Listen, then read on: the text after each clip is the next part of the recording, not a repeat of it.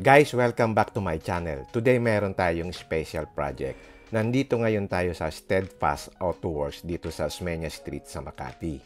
Ang location niya doon sa Osmeña Street. So kung galing ka ng north, pagbaba mo ng Skyway, exit ng Buendia, nasa kanan, makikita mo na yung Steadfast Autoworks. Very flexible sila, madaling kausap, maraming pwedeng gawin sa inyong sasakyan. Dito ipapabody color ko yung aking 4 na fender flares para magmukha siyang clean look. So ang unang process, kailangan nating tanggalin yung fender flares. Since first time nila itong gagawin sa Ranger Raptor, medyo kinakapapan nila, pero I think kaya-kaya nila itong tanggalin. Magaling yung mga technician nila, especially itong si Rommel na multi-skilled. May mga clips kasi sa ilalim ng fender na kailangan mong tanggalin, pero natatakpan siya ng cover ng fender. So, kailangan mong iangat yung cover para madukot mo yung mga clips para matanggal mo siya. After a while, natanggal na rin nila yung mga clips, tapos natanggal na rin yung fender flare. So, ganyan yung itsura kapag wala na yung fender flare. After mo matanggal yung fender flare, kailangan mong ibalik yung mga clips saka yung mga plastic na screw. Para hindi mo na uli siya ibabalik kapag ikinabit mo na yung fender flare pagkatapos na mapinturahan. So, heto na ang itsura ng fender flare kapag natanggal na sa sasakyan. It's black color made of plastic. So, yan ang pipinturahan natin ng puti. At yung likod ng flare, ganito yung itsura niya. So, makita nyo, ibinalik natin yung clips para pagkatapos mapinturahan, isasalpak na lang yan. Okay, ang next na tinanggal is yung flare dito sa rear. So, madali na nilang natanggal kasi based dun sa experience dun sa front fender flare, alam na nila kung paano tanggalin. So, ganyan ang itsura nung matanggal yung fender flare dito sa likod. Again, yung next step is kailangan mong ibalik uli yung mga clips at saka yung mga plastic screws. So, ito yung sinasabi ko ng mga clips. So, kapag tinanggal mo kasi yung flare, merong naiiwan dun sa body. So, kailangan mong ibalik dito sa flare para pag ibinalik mo after painting, isasalpak mo na lang. So, make sure na mailagay mo ulit yung mga clips para maibalik yung original na kapit niya.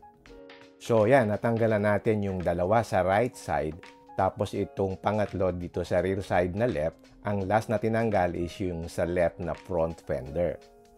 So, ganito yung itsura niya kapag wala na yung front and rear fender. So, meron siya mga butas. So, iniwanan ko lang yung mga fenders for painting at binalikan ko after 3 days. So, hindi mo na kailangang iwan yung sasakyan. Pwede mo pa rin magamit habang hinihintay mo yung pagkatapos ng painting. So, nagsimula na yung preparation sa painting. Binigyan ko lang sila ng paint coat doon sa Arctic White ng Ranger Raptor. Tapos, yun na ang pinatimplan nila sa paint shop. Ang ginamit na paint is Ansal polyurethane paint. Of course, para maganda yung kapit, kailangan maganda yung surface preparation. So, nililihan ni Rommel yung fender flare. So, kailangan mabusisi ka rin para smooth yung paint. So, after ng surface preparation, pininturahan na nila ng Arctic White, which is the original color of the Ranger Raptor na white. I don't expect yung 100% match, pero kung mga 95% okay na sa akin yon. Kasi naka-PPF yung body, so medyo may pagkadilaw ng konti. So, after a while, ipa-PPF ko din ito para mag-match dun sa body. Alam nyo, medyo mahirap ding habulin yung pearl white na color, especially kung medyo luma na rin yung sasakyan. So, ito na yung itsura ng final product. Ito yung Arctic White. So, madali nang ikabit. Bali, isasalpak mo lang. Ito, naikabit na natin ngayon itong sa rear right side. So, after maikabit, iba-buffing pa nila yan. So, yan, naikabit na nila yung sa likod. Manonotice nyo, yung rear bumper na sa side is naka-black pa. Yan ang sunod ko na papipinturahan ng puti. So, this is how it looks from the rear. Nagmukha siyang malapad at mas malinis na siyang tingnan. Then, ang sunod na ikinabit, yung sa right front fender. So, ganyan ang itsura niya ngayon. So, manonotice nyo agad yung transformation, nagmukha talaga siyang malinis kasi body colored na talaga yung fender flares. So, ang next na ikakabit yung sa left side. So, pinapalis pa rin ito bago uli ikabit. After may ikabit ito, kailangan uling ipolish para mas kumintab. So, yan, pinalis uli ni Rommel using yung kanyang power tool. So habang naghihintay matapos mapolish, tambay muna ko dito sa loob ng office. Air condition naman. So nandito naka-display yung mga products ni Steadfast. So marami siyang mga products dito ng mga accessories. Meron siyang mugs, mga shock absorbers, mga bumpers, roller lids, etc. Nag-PPMS din nga pala sila. Ang maganda dito, hands-on yung may-ari at madaling kausap. So i-PM nyo lang si Jason sa kanyang Facebook page para maasikaso kayo sa inyong mga inquiries. Next, may nakita akong Raid Mud Flaps na ang kulay is Battleship Gray. So, bagay na bagay ito sa color scheme kasi yung aking sticker sa left is nakakulay gray din yon. So, tamang-tama yung combination ng colors. Pero 10 pieces lang daw yung nilabas ni Raid ng ganitong kulay at wala nang susunod. So, I think bagay na bagay siya dun sa aking color scheme. So, ginupit ko din ito dun sa shape na gusto ko. Kasi kailangan kong matakpan yung mga butas na pinanggalingan ng original na mud flaps. Kasi kung wala siyang mud flaps, magi-stick out yung mga black na screw, which will be hindi siya magiging malinis kasi nandun siya sa white. So pagkatapos nating masukat yung haba, kinat na natin to the desired shape na gusto natin. Tapos binutasan using yung hole position ng stock na mud flaps. So, ganyan yung itsura niya nung wala pang nakakabit na mud flaps.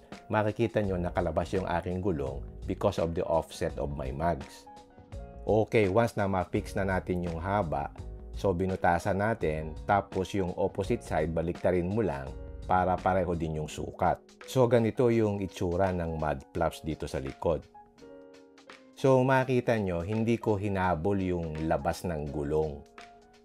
Kasi yung iba ipinapantay yan dun sa labas ng gulong, di ba? Ang sa akin, yung hinabol ko hanggang dun lang sa lapad ng fender flares para mas malinis siyang tingnan. And then binawasan ko din yung lapad dun sa loob kasi medyo nakapasok na itong mud flaps. Kasi kapag hindi ko ginupitan yung lapad dun sa loob, ang lapad niya. So pag tiningnan mo sa likod, hindi siya magandang tingnan.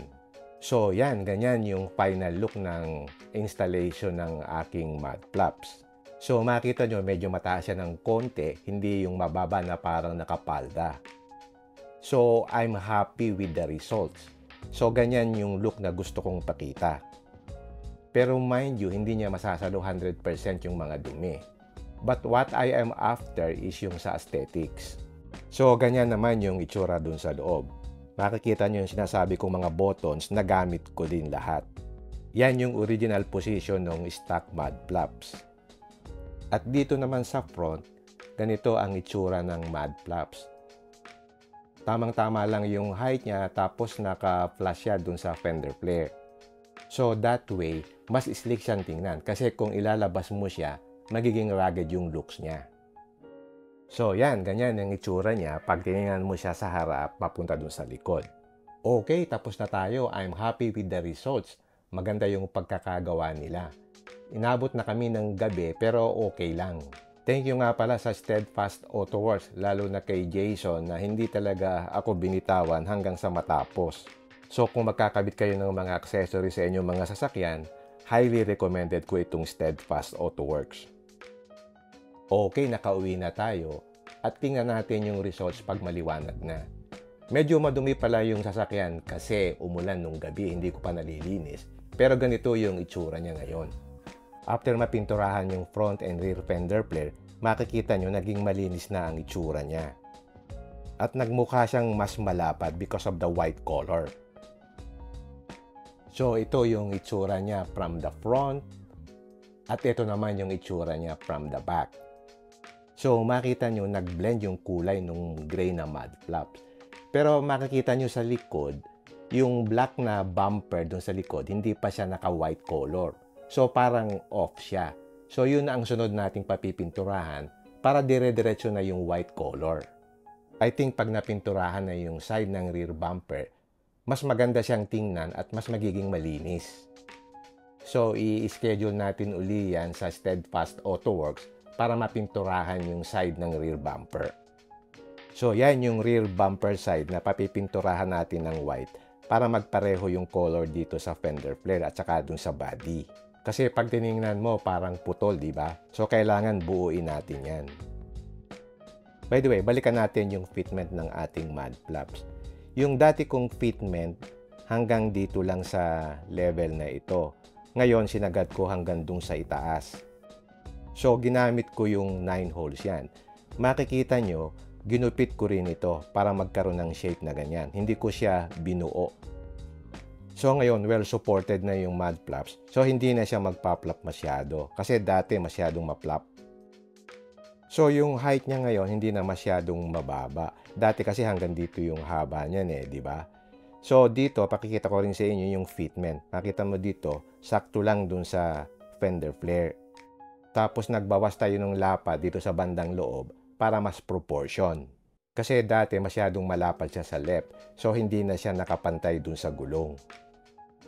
So, yan. That's another look from the rear. At ito naman yung itsura niya pag naka-side view. By the way, ang price nga pala ng painting is 14,000 pesos. So kung magpapagawa kayo, mag-message lang kayo dun sa Facebook page ng Steadfast Auto Works. What is evident is yung clean look na naibigay niya. It's so pleasing to the eyes. Yung mud flaps ko also matches yung aking color scheme. It's battleship gray. Makita nyo yung sticker ng Raptor sa side is also gray. So, I have only 3 colors. So, ang color combination ko lang is white, gray, and black. So, meron siyang color coordination, kaya nagmukha siyang malinis. Yung accuracy ng paint, hindi mo talaga magiging 100% na match yan. Kasi, itong body ko naka-PPF siya. So, iba talaga yung kulay nung may PPF at saka yung wala. Pero kung wala, hindi mo na mahahalata yung difference. So, ipapa-PPF din natin ito after a while. Kapag natapos na yung rear quarter panel na gawing white. So, kapag naluma na siya, magbe-blend na yung paint doon sa whole body. So, yan, mga subtle elements lang na I think nag-i-improve ng looks ng Ranger Raptor.